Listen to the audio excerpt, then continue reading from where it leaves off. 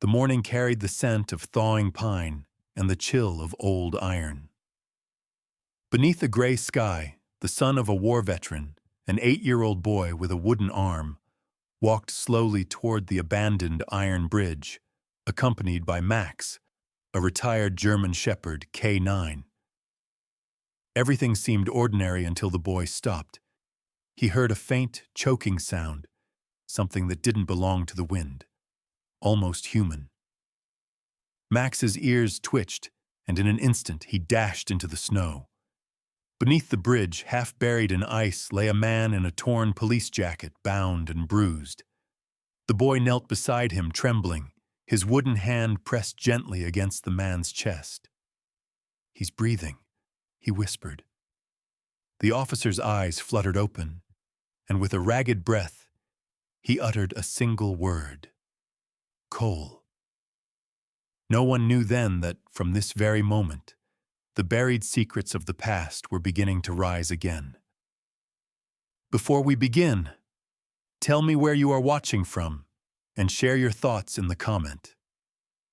And if you believe in love, bravery, and heroic dogs, make sure to hit that subscribe button so you don't miss another story like this. Now sit back, breathe deep, and let this story carry you into the cold, where warmth was found in the most unexpected place. The morning rose pale and brittle, the kind of cold that made sound travel like glass. The wind came low through the pines, carrying the faint scent of thawing sap and rusted iron. Across the hollow valley, the old bridge stood like a memory no one wanted to claim, its beams streaked with frost, its bolts crying softly when the wind pressed through. There were stories about it, things people didn't talk about after dusk. But that morning, a small figure was walking the trail that led there, the snow crunching softly beneath uneven steps. He was only 8. Samuel Cole.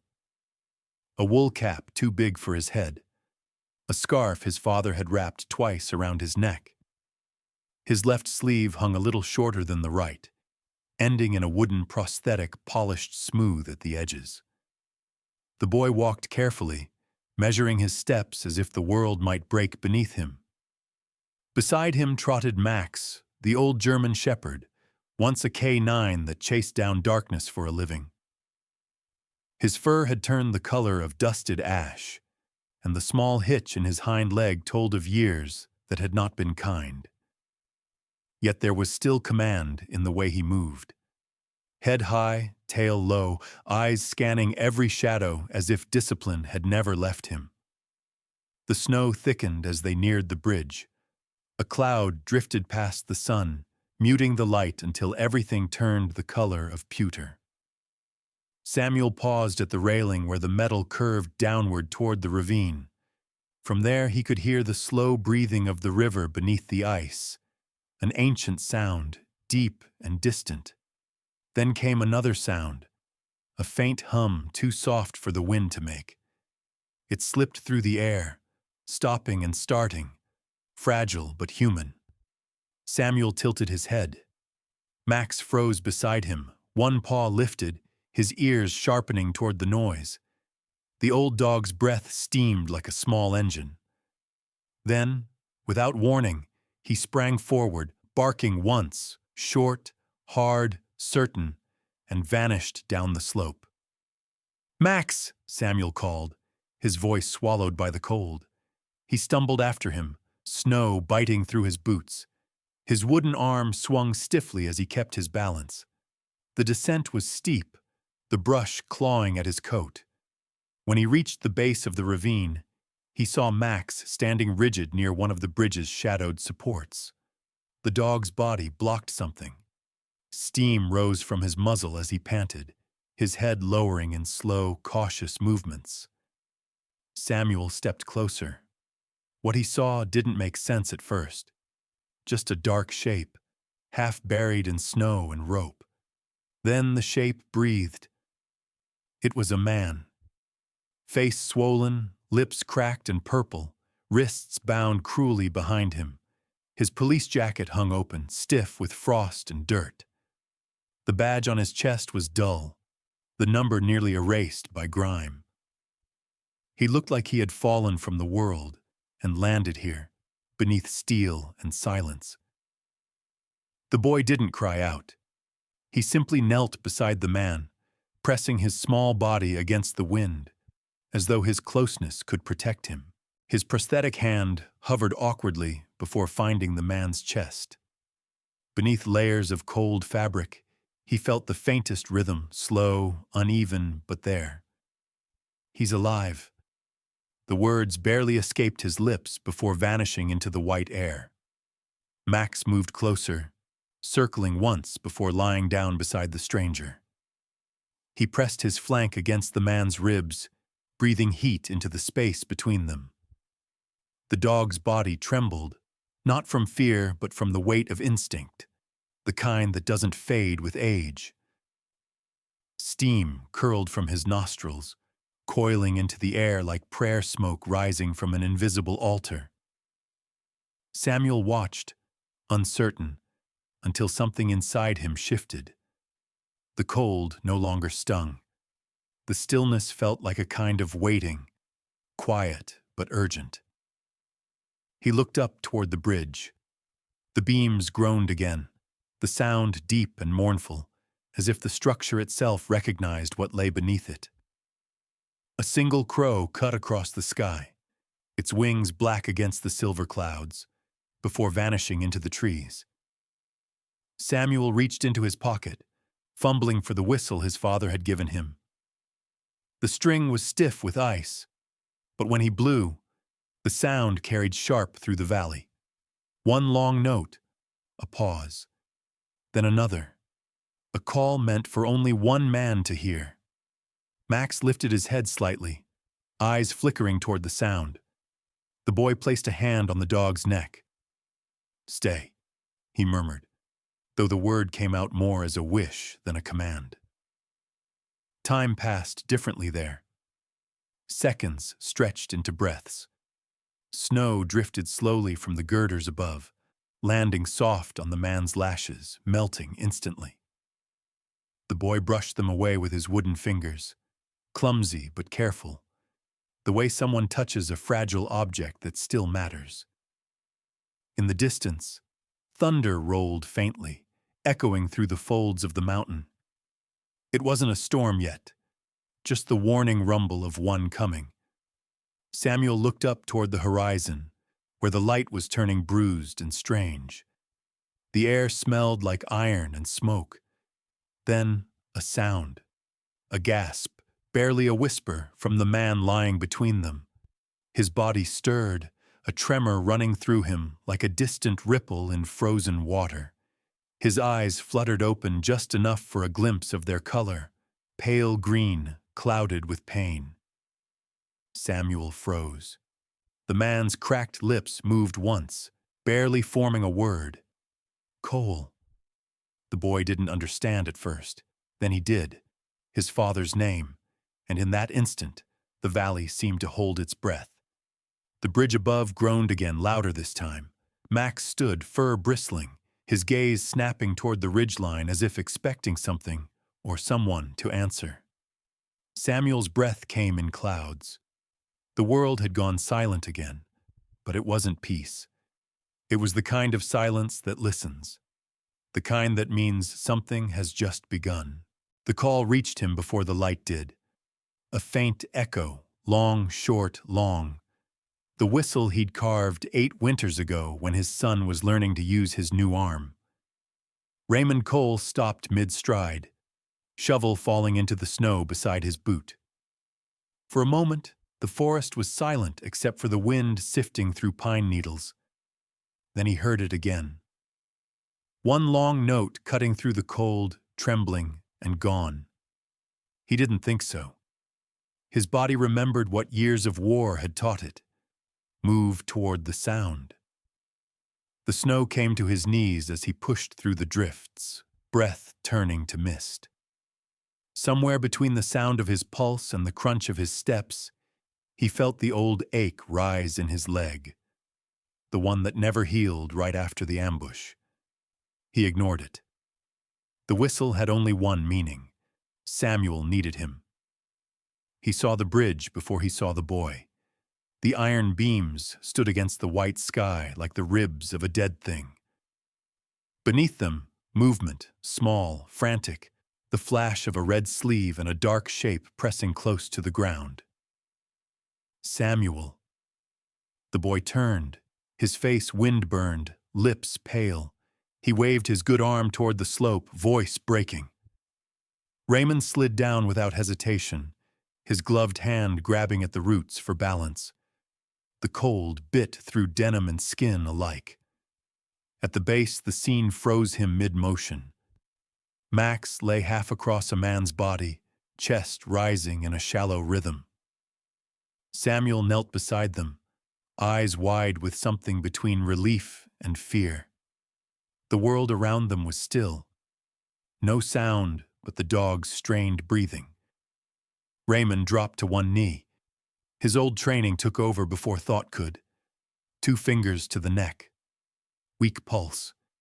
Hand to the ribs. Shallow breath. The wrists were torn raw. Nylon burns cutting deep into the flesh. Whoever had done this knew how to bind for pain. "Good job, son," he whispered, voice low, already unzipping his coat to cover the man. The words were steady, but inside something unsettled was stirring. As he leaned closer, a glint caught his eye. The badge, half buried in frost, the letters iced but still readable. N. Carter. Raymond's chest tightened. The name didn't belong to this moment. It belonged to another winter, another ambush, when radio static filled his ears and a convoy burned on the quarry road. That case, the narcotics investigation that went wrong, the file that ended his service. He looked again at the young officer lying broken in the snow, and the years between now and then folded shut. Fate, it seemed, had found him beneath this bridge. He brushed ice from the man's collar. The officer groaned faintly, head shifting. When Raymond lifted him, something small slid from under the jacket. A USB drive cracked and half frozen. It clattered onto the snow like a dropped shell casing. Raymond picked it up. Old habits, evidence, instinct, guilt, all mixed into one motion. He slipped it into his pocket without a word. Max shifted, eyes darting toward the tree line. His ears pinned back, tail stiff. Then came 2 short barks, clipped, deliberate. The signal from his service days. Others nearby. Raymond froze again. He knew that sound better than any command. His gaze lifted to the woods beyond the ravine. Footprints. 2 sets. One clean and straight, leaving the valley. The other heavier, uneven, dragging, maybe from a limp or a wound. Snow had begun to fill them, but not enough to hide the direction. West, toward the old quarry road. Samuel followed his father's eyes, his small chest heaving. "Dad?" Raymond raised a hand for silence. The wind shifted. From somewhere far down the valley came a new sound. Low, mechanical, a growl carried on the air. Not thunder, not wind, an engine. It came and went like a heartbeat under ice. Max's hackles rose, his body angled slightly toward the sound, one paw half lifted, ready. Raymond reached out, resting his hand on the dog's shoulder. The fur was cold and coarse under his glove. "Stay," he murmured. Not as a command, but as a plea. For a moment, no one moved. The 3 of them, man, boy, and dog, held still under the bridge while the noise echoed and faded among the hills. The world contracted into breath and waiting, then silence again. Heavy, absolute. Raymond exhaled, slow. He looked down at the officer once more. Beneath the frost, the young man's face was pale and too familiar, not by memory, but by resemblance.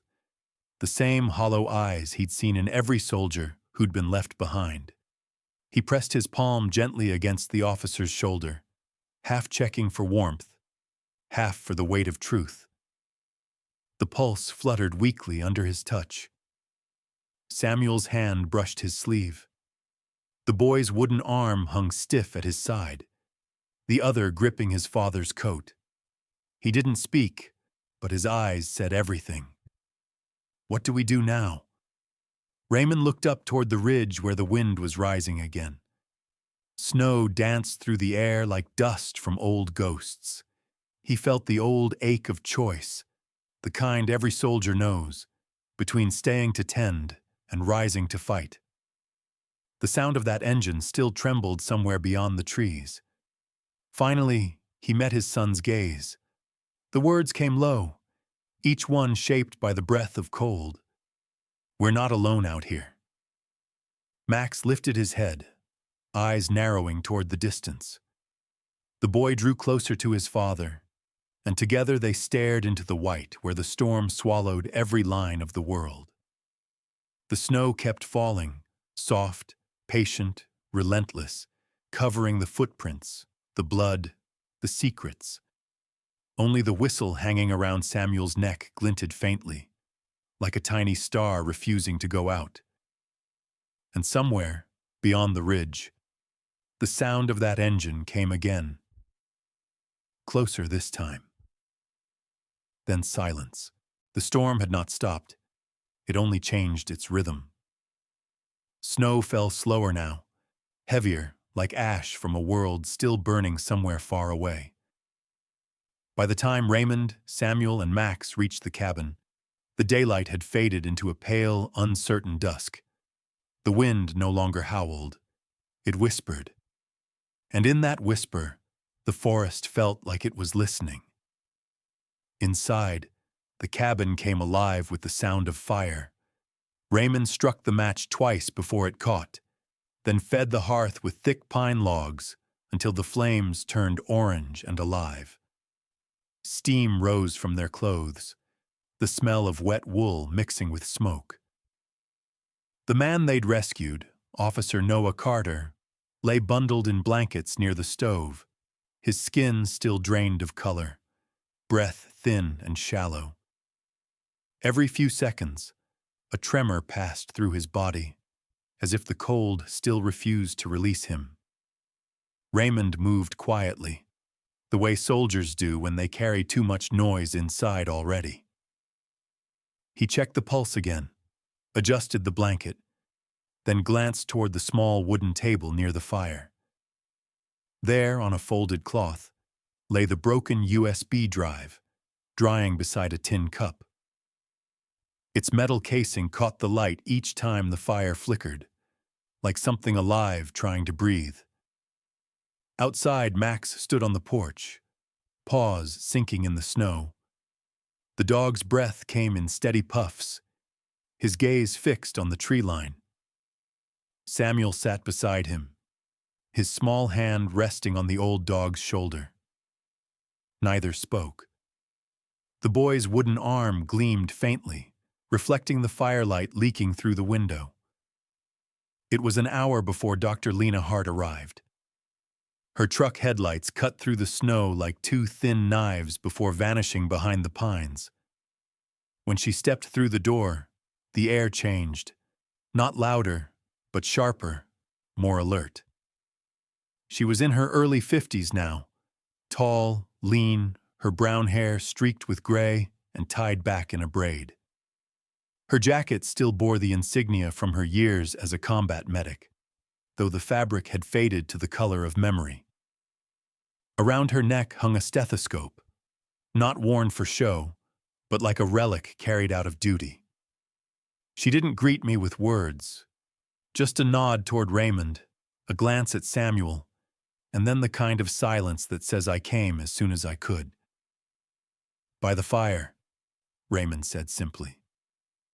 Lena crouched beside Noah Carter. Her fingers worked quickly, gently, like someone trying to coax life out of fragile glass. The click of her tools blended with the crackle of wood. She murmured measurements under her breath. Pulse, breathing, temperature. Each word soft but steady, a rhythm of care against the storm outside. When she spoke again, her voice carried that blend of fatigue and authority that only those who've seen too much can hold. Hypothermic, rope burns, blunt trauma to the temple. She paused, her hand hovering near the officer's throat. He's lucky your dog found him. Raymond didn't answer. His eyes stayed on the fire, or rather, on the small object drying beside it. Lena followed his gaze. The USB drive glimmered faintly in the orange light.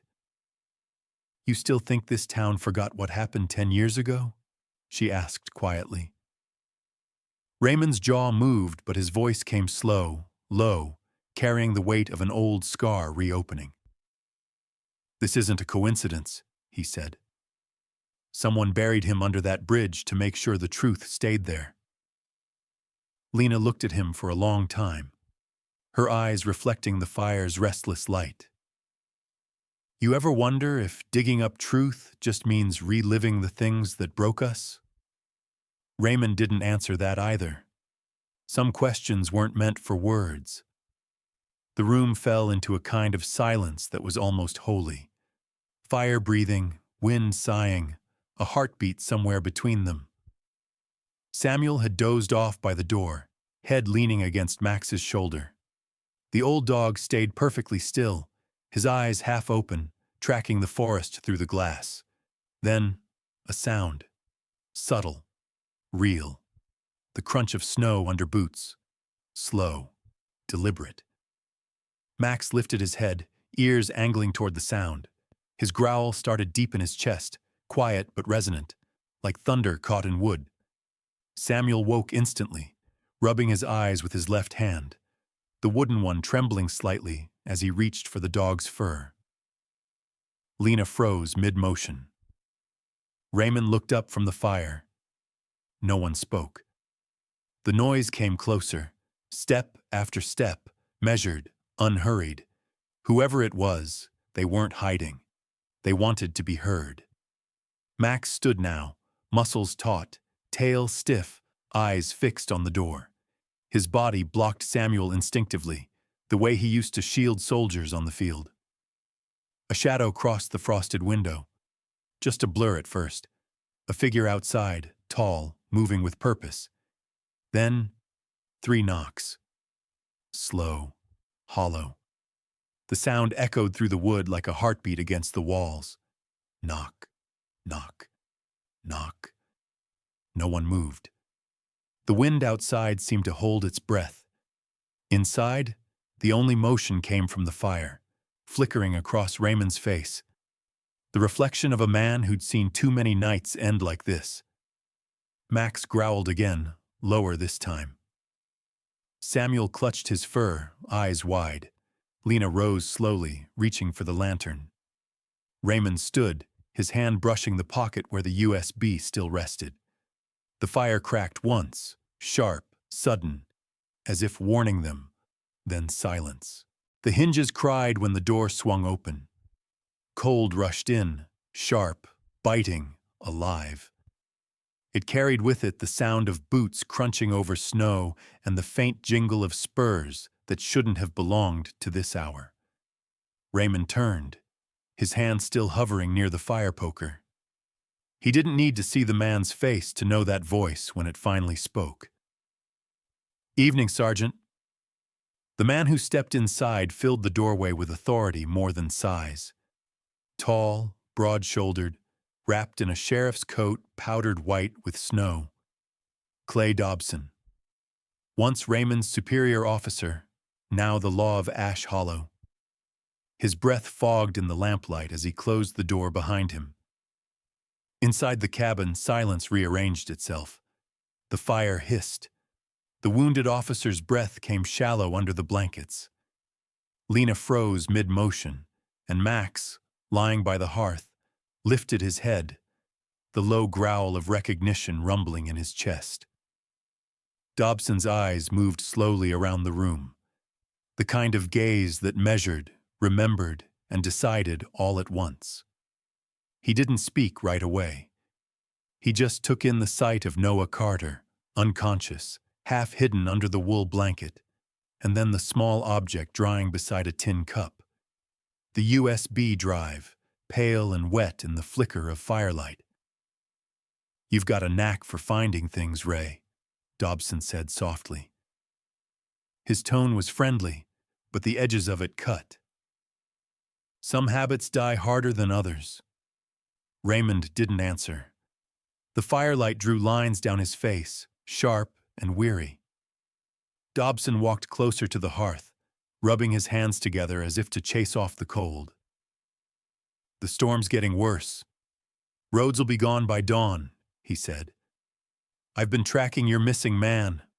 Thought I'd check if luck favored you instead of me." He nodded toward Noah. Seems it did. Still, no answer. Only the sound of wind pressing against the shutters, a faint rattle of glass. Dobson's eyes slid back to the table, landing on the USB. His smile was slow. "I'll take it from here," he said, voice turning official. "He's better off at the station. We can handle it from there." Raymond's hand closed around the poker without meaning to. His voice came out quiet, but firm. "He won't make it 10 miles in that cold." Dobson's gaze didn't waver. "Then we'll call it an accident." He paused, long enough for the next words to hit like a buried mine. Like last time. For a moment, even the fire stopped speaking. The kind of silence that followed wasn't empty. It was thick, heavy, old, like a memory trying to claw its way out. Lena looked up from the floor, her jaw set but her hands trembling slightly. Samuel, sitting by the window, had stopped breathing altogether. Max rose fully now, tail stiff, chest expanded. Dobson turned slowly, meeting Raymond's stare. "You're still burning wood the old way," he said. Raymond's reply came like gravel dragged over stone.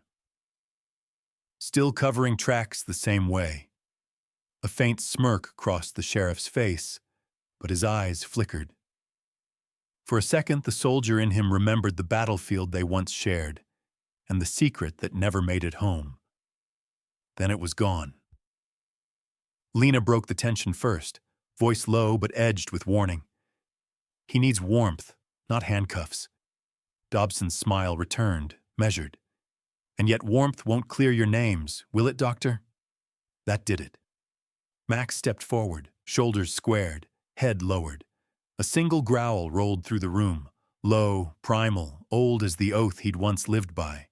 The air seemed to freeze around that sound. Dobson stopped mid-step. His hand hovered near his coat pocket, then fell away. For a heartbeat, they just stared, man and dog, soldier and lawman, each recognizing the other's kind of loyalty. Raymond's jaw flexed once. The moment stretched thin, then broke. "Leave," he said simply. Dobson looked like he might argue. Then, with the faintest shrug, he turned for the door. "You'll do what you always do, Ray," he murmured. "Fight ghosts until you forget who's still alive." He stepped out, pulling the cold in behind him. The wind followed his departure like a second presence. It filled the cabin, ruffling papers on the table, scattering ash from the hearth. Samuel blinked, realizing only then that he'd been holding his breath. He turned to the window, pressing closer to the glass. Outside, the sheriff's car idled under the pines, exhaust curling into mist. The headlights burned weakly through the falling snow. He leaned closer, eyes squinting. Then he saw it. A faint red shimmer under the tire chains. Not rust. Paint. Red paint. The same pattern he'd seen beneath the bridge when they found the fallen officer. His pulse jumped. He raised his wooden arm to point, forgetting the cold that burned through his sleeve. "Dad!" he shouted, voice cracking with urgency. But when he ran to the door, stumbling over his own boots, the yard was empty. The car was gone. The sound of the engine faded into the trees like a lie swallowed by the storm. He turned back inside, panting. "The sheriff, the marks, they're the same." Lena moved to the window, but there was nothing left to see except wind and white. She turned back to Raymond. Her face had lost all color except the fire's reflection. "He just confirmed it for us." Raymond stood still for a long time. The firelight caught the lines on his face, the weight in his shoulders. When he finally spoke, his voice had changed. Not louder, not angrier, just heavier. "Then we find proof he can't be buried." The words hung there, half vow, half prayer. Lena nodded once, then knelt to check Noah's pulse again. Samuel sank down beside Max, his breath fogging in short bursts. The old dog's eyes tracked the door, body tense.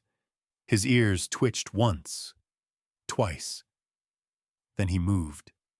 At first, it was only a shift in weight, a faint whine under his breath. But then Max's head jerked toward the window, nose flaring.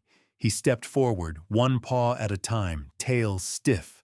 The posture of a creature who knew danger by its sound, not its sight. "Max?" Raymond murmured. The dog's ears flattened. He barked once, sharp, guttural, and pushed the door with his shoulder. The hinges groaned as he forced his way into the cold. Snow burst inward, scattering across the floor. Lena reached to close the door, but Raymond stopped her. He stood there, staring after the dark blur moving through the white. Outside, the wind was a living thing, curling, howling, carrying voices that weren't words. Max's shape flickered, then vanished between the trees. Only the echo of his bark came back, distant, fading, yet certain. Raymond's reflection in the door glass looked older than it had an hour ago. For a moment, the fire behind him and the snow before him blended into one light, a pale orange that trembled like memory. He whispered almost to himself, "He remembers." Lena turned, confused. Raymond's gaze didn't move from the storm. "Duty," he said softly. "Even when no one else does." Outside, the snow kept falling, gentle now. The world looked clean again, but the air still held that hum before revelation, the quiet before something changes. The dog's tracks stretched down the hill, already half covered by new snow. Somewhere in the distance, the faint sound of metal clinking, chain against chain, answered the wind. Raymond closed the door slowly. The latch clicked like a promise. The fire hissed, sparks lifting, settling again. And in that small cabin buried in white, silence took its seat. Not as absence, but as witness. The storm had not slept. Wind roared through the canyons like an army of ghosts, and snow fell so thick it erased the world 1 inch at a time. Raymond moved against it, head bowed, breath white and heavy. Ahead of him, Max's shape flickered like a moving flame, dark, sure, unyielding. Behind them, Samuel stumbled, his flashlight beam trembling through the veil of snow. No one spoke. There was no need. The only sound was the crunch of boots, the whistle of wind, and Max's bark, short, sharp, the kind that cut through chaos and gave direction. They followed him down the old quarry road until the trees thinned and the air turned colder still. The ravine lay before them, deep and silent under Iron Cap Bridge. Its girders groaned faintly above the void, a rusted skeleton of what used to carry life across. Max stopped near the edge. His paws dug into the snow, nose low, tail stiff. Then he barked, once, twice, and began to paw at a collapsed outcrop where the ice had broken unevenly. The flashlight beams swung toward it, catching a faint glimmer beneath the frozen crust. Something metallic. Raymond knelt, breath clouding in front of him. His gloves brushed away the snow, then the ice. Beneath, sealed in plastic foil, was a small data drive, marked with the scratched initials NC. The sight hit him harder than the cold ever could. He didn't speak for several seconds. Only when the wind shifted did he whisper, "Noah Carter." Samuel crouched beside him, watching with wide eyes. "Is that another one?" Raymond nodded slowly, his jaw tightening. The truth never dies easy. He slipped the drive into his coat pocket and stood. For a moment, the three of them stayed there, a man, a boy, a dog, framed against the bridge, snow swirling like ash from a long-burned fire. Back at the cabin, Lena had kept the fire alive. Her coat was still on, sleeves rolled to her elbows as she worked over Noah Carter's wounds. The flickering orange light painted the room in color and shadow, warmth trying to fight back against the night. Raymond set the drive near the table lamp, thawing the frost from its surface. He said nothing while Lena brought over her field laptop and connected it to her satellite transmitter.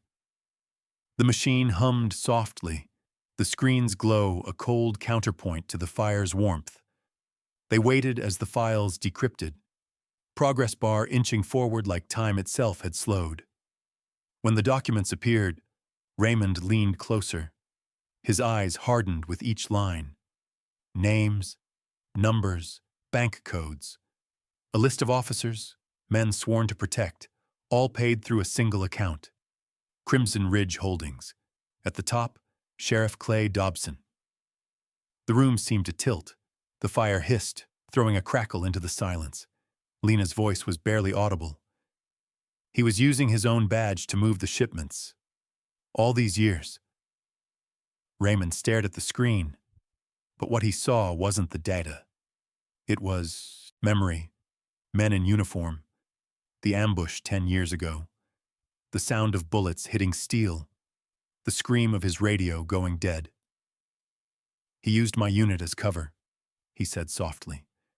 "We were the ghosts he needed to hide behind." His gaze shifted to Noah Carter, still pale beneath the blanket.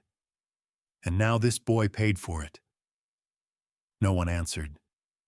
The truth didn't need words. It filled the room on its own. Lena transferred the data through her satellite line, sending it to the State Bureau.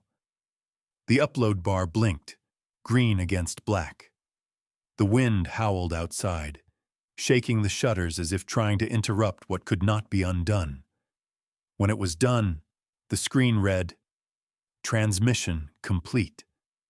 Raymond let out a breath he hadn't realized he'd been holding. He reached down, resting his hand briefly on Max's head.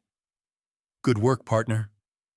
Max's ears flicked once, the small acknowledgement of an old soldier. Then came the sound that shouldn't have been there. A low hum. Then engines. More than one. The color drained from Lena's face. Samuel pressed close to the window. Through the falling snow, twin beams of light sliced the darkness apart. The sheriff's car, pulling up the hill.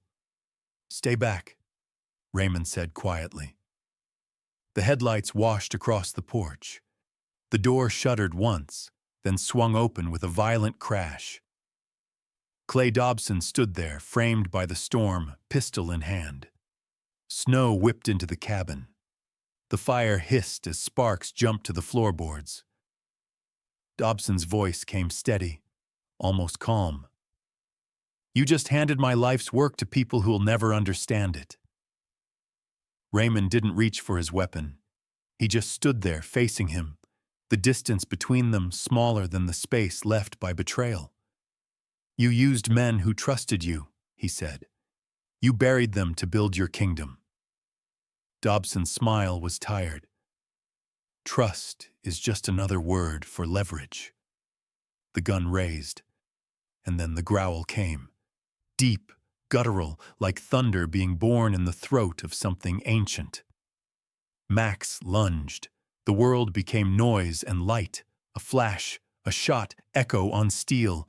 Dobson staggered backward, a line of blood appearing across his arm, where the bullet ricocheted from the lampstand. His weapon clattered to the floor. Max stood between him and Raymond, teeth bared, fur bristling, unmoving even as smoke curled from the pistol's barrel. For a heartbeat, no one breathed. Then Samuel screamed, "Max!" Raymond pulled the boy back, hand firm on his shoulder. "He's all right." Outside, another sound rose. Sirens, faint but growing, winding down the mountain road. Blue and red lights flickered against the snow. Dobson looked toward the window, then back at Raymond. "You think you found justice?" His voice was rough now, stripped of its polish. "You just unearthed ghosts." Raymond didn't respond. The wind carried the sirens closer. Lena stepped forward, standing beside him, her face pale but steady. Behind them, Max stayed planted, chest rising, eyes fixed on the sheriff as if holding him there with will alone. When the deputies arrived, the storm had already started to fade. They took Dobson without a word. He didn't fight, didn't look back, not until the last moment, when the cuffs clicked and he was led through the snow. His gaze met Raymond's, empty yet burning with something the cold couldn't kill. Outside, the night cracked open under the flashing lights. The snow was slowing, flakes drifting lazily now, almost peaceful. Raymond stood in the doorway long after the cars disappeared down the road. He could still hear Max's breathing beside him, heavy, steady, alive. The fire behind them threw a glow that reached only halfway across the floor, leaving the rest of the cabin in shadow.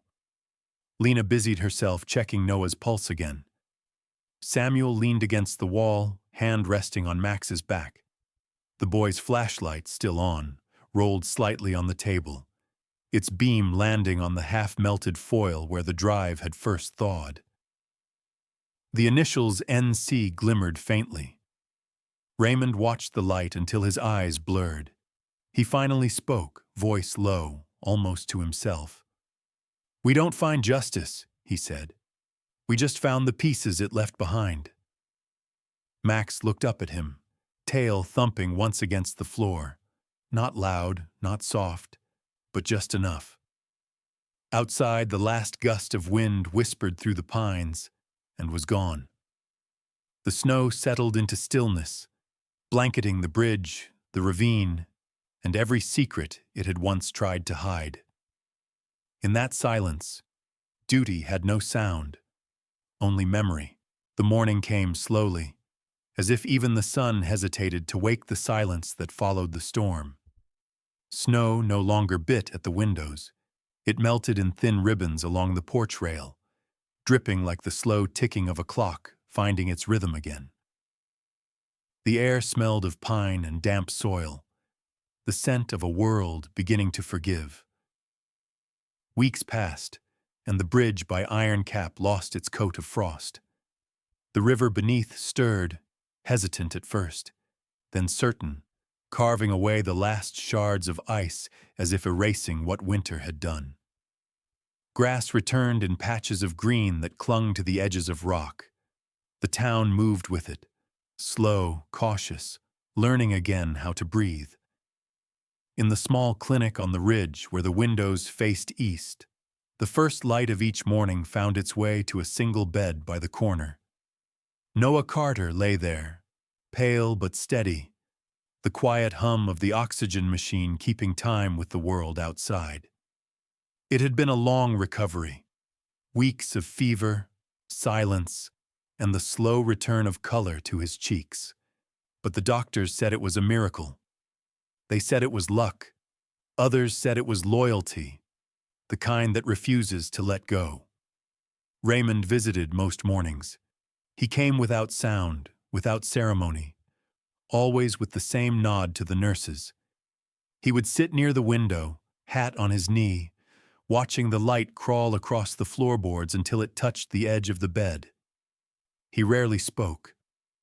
There was nothing to say that wasn't already known. Samuel always came later, bursting through the door with energy too large for the room. He'd bring drawings he'd made, bridges and rivers and dogs that looked too big for their paws. Max followed behind him, slower now, his gait uneven from the healed wound in his leg. The boy would grin as he coaxed the old shepherd to stand on his hind legs, balancing carefully. Each time Max managed, Samuel clapped softly, and Noah smiled, a quiet curve of the lips that carried more gratitude than words ever could. Sometimes, when the light hit right, you could see the three of them, the soldier, the boy, the dog, framed in gold against the window. They looked less like survivors and more like something the storm had chosen to leave behind as proof that mercy still mattered. When Noah Carter finally spoke again, it was not to thank them. His voice came faint, almost uncertain, as though unused to kindness. "Your dog," he said, eyes following Max as the shepherd lay at the foot of his bed, "didn't just save me. He reminded me what loyalty feels like." No one replied. The moment didn't need answers. It only needed to be remembered. Spring came full, and with it the sound of water and distant laughter returned to Ash Hollow. The bridge stood clear now, its rusted beams washed by rain and sunlight until they gleamed like something reborn. On the far side of the ravine, the town gathered one morning beneath skies so clear they almost seemed fragile. There were no banners, no brass, no speeches. Only a handful of townsfolk, men and women whose faces had weathered too many winters to be surprised by grace. Lena Hart was there, her stethoscope traded for a small bouquet of wildflowers. She placed them near a new plaque that stood by the railing. The metal was brushed clean, its inscription simple and quiet. For those who never stopped believing that duty means mercy. Raymond stood a few paces away, hands in his coat pockets, shoulders squared as if he were still carrying the weight of command. Beside him, Max lay on the grass, fur glinting gold in the morning light. His ears twitched at every passing breeze, but his body was still, the kind of stillness that holds peace, not exhaustion. Samuel stood between them, his small hand resting on Max's back. He looked up at his father, then at the river below. The water moved like glass, steady, unbroken, endless. No one spoke. The moment didn't belong to words. The wind carried only the sound of the river, and somewhere above, a hawk drew a wide circle in the air, its shadow gliding briefly over the bridge before vanishing into the sun. Raymond knelt and placed his hand on Max's head. The dog lifted his gaze, and for a heartbeat, the years fell away. No wars, no storms, no ghosts, only the quiet understanding between two souls who had carried the same burden and found the same peace. There were no cameras, no applause, only breath and light and the sound of the river touching stone. That afternoon, the town went back to its rhythm. Cars rolled by slowly. Shopkeepers opened their doors. Somewhere down the street, a child laughed. The world had not changed, and yet it had, not in the way of monuments or headlines, but in something smaller, truer, closer to the heart. Inside the old cabin, the hearth stood cold now, the stormwood long since burned. On the wall hung a single frame, a photograph taken by a passing reporter, Raymond, Samuel, and Max standing before the bridge, sunlight breaking behind them. The caption beneath it read nothing. It didn't need to. Some stories end in silence because silence is the only language that fits. In the evenings, when the wind swept gently through the valley, you could still hear the faint hum of the river. Locals said it sounded different now, softer, almost like a voice murmuring through water.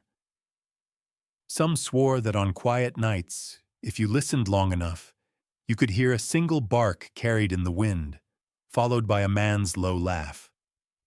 Most just smiled and said the valley had learned to remember. As for the bridge, it stood through the seasons. Summer heat turned its rails warm to the touch. Autumn painted it with rust and gold. And in winter, when the first snow returned, it did not feel like loss anymore. It felt like a memory finding its way home. When the last light of the day bent low across the valley, Raymond often stood by the edge with Samuel beside him. They would watch the sky change colors, from gold to rose to the kind of blue that holds every shadow before night. And when the wind shifted and the pines whispered, Samuel would always look up and say quietly, he remembered. Raymond would nod, eyes on the horizon. He always does. And the river kept flowing, a quiet hymn of all that endures when storms pass, and the loyal remain. Sometimes, when the storms pass and the world grows quiet again, what remains isn't the noise of what we've survived, but the stillness of what we've learned. Loyalty, courage, mercy, they're not just words carved into stone. They live in the choices we make when no one is watching. There are men who never ask for thanks, dogs who never stop believing, and children who remind us that even the smallest act of kindness can carry the weight of salvation. These are the hearts that hold the world together, quietly, faithfully, and without applause. If you listen closely, you can still hear them. In the hush between the wind and the river, in the way light bends across an old bridge, in the gentle breath of those who stayed when others walked away. Not every hero wears a badge, and not every story makes the headlines. Here at Healing with Max, we keep their courage alive. Subscribe today so you'll never miss the next untold story of veterans and their Max partners.